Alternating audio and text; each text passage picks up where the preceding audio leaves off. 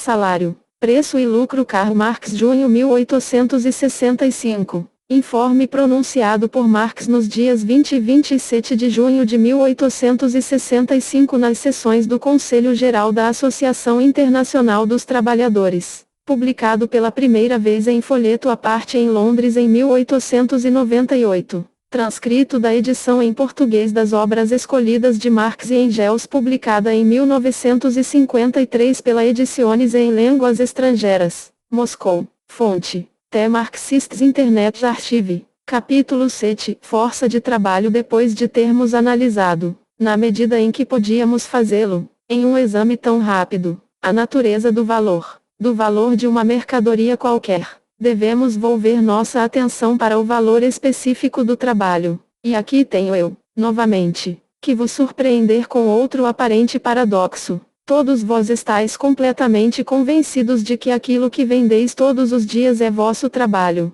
de que, portanto, o trabalho tem um preço e que, embora o preço de uma mercadoria mais não seja que a expressão em dinheiro do seu valor, deve existir, sem dúvida alguma, qualquer coisa parecida com o valor do trabalho. E, não obstante, não existe tal coisa como o valor do trabalho, no sentido corrente da palavra. Vimos que a quantidade de trabalho necessário cristalizado numa mercadoria constitui o seu valor. Aplicando agora este conceito do valor, como poderíamos determinar o valor de uma jornada de trabalho de 10 horas? Por exemplo, quanto trabalho está contido nesta jornada? 10 horas de trabalho. Se disséssemos que o valor de uma jornada de trabalho de 10 horas equivale a 10 horas de trabalho, ou a quantidade de trabalho contido nela, faríamos uma afirmação tautológica e, além disso, sem sentido. Naturalmente, depois de haver desentranhado o sentido verdadeiro, porém oculto,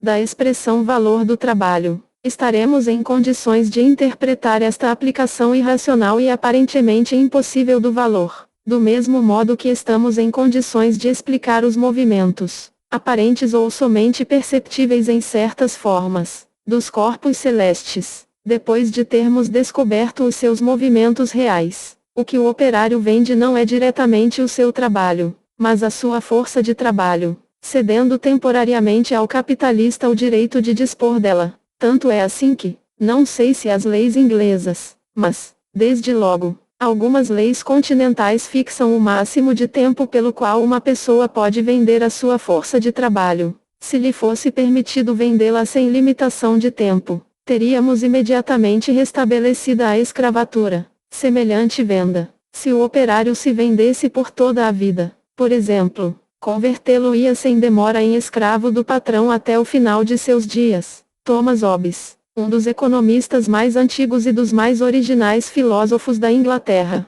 já havia assinalado em seu Leviatã, instintivamente, este ponto que escapou a todos os seus sucessores. Dizia ele: o valor de um homem é, como para todas as outras coisas, o seu preço, quer dizer, o que se pagaria pelo uso de sua força. Partindo desta base podemos determinar o valor do trabalho, como o de todas as outras mercadorias. Mas, antes de fazê-lo, poderíamos perguntar: de onde provém esse fenômeno singular de que no mercado nós encontremos um grupo de compradores, que possuem terras, maquinaria, matérias-primas e meios de vida, coisas essas que, exceto a terra, em seu estado bruto, são produtos de trabalho, e, por outro lado, um grupo de vendedores que nada tem a vender senão sua força de trabalho, os seus braços laboriosos e cérebros? Como se explica que um dos grupos compre constantemente para realizar lucro e enriquecer-se, enquanto o outro grupo vende constantemente para ganhar o pão do cada dia? A investigação deste problema seria uma investigação do que os economistas chamam acumulação prévia ou originária, mas que deveria chamar-se expropriação originária. E veremos que esta chamada acumulação originária não é senão uma série de processos históricos que resultaram na decomposição da unidade originária existente entre o homem trabalhador e seus instrumentos de trabalho. Esta observação cai, todavia, fora da órbita do nosso tema atual. Uma vez consumada a separação entre o trabalhador e os instrumentos de trabalho, este estado de coisas se manterá e se reproduzirá em escala sempre crescente. até que uma nova e radical revolução do sistema de produção a deite por terra e restaure a primitiva unidade sob uma forma histórica nova, que é, pois, o valor da força de trabalho, como o de toda outra mercadoria. Este valor se determina pela quantidade de trabalho necessário para produzi-la. A força de trabalho de um homem consiste,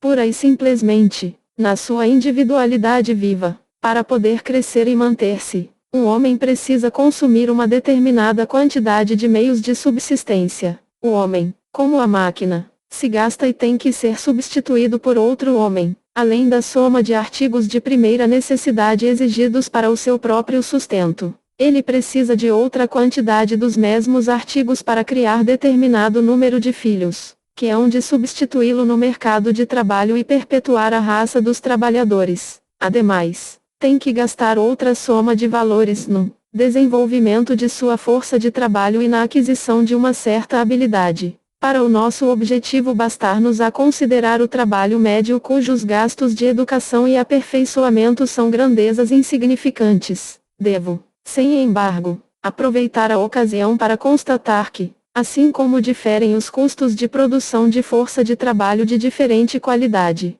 assim tem que diferir, também, os valores das forças de trabalho aplicadas nas diferentes indústrias. Por consequência, o grito pela igualdade de salários assenta no erro. É um desejo oco, que jamais se realizará. É um rebento desse falso e superficial radicalismo que admite as premissas e procura fugir às conclusões. Dentro do sistema do salariado, o valor da força de trabalho se fixa como o de outra mercadoria qualquer, e como distintas espécies de força de trabalho possuem distintos valores, ou exigem para a sua produção distintas quantidades de trabalho, necessariamente tem que ter preços distintos no mercado de trabalho. Pedir uma retribuição igual ou simplesmente uma retribuição justa, na base do sistema do salariado, é o mesmo que pedir liberdade na base do sistema da escravatura. O que pudesseis considerar justo ou equitativo não vem ao caso. O problema está em saber o que vai acontecer necessária e inevitavelmente dentro de um dado sistema de produção.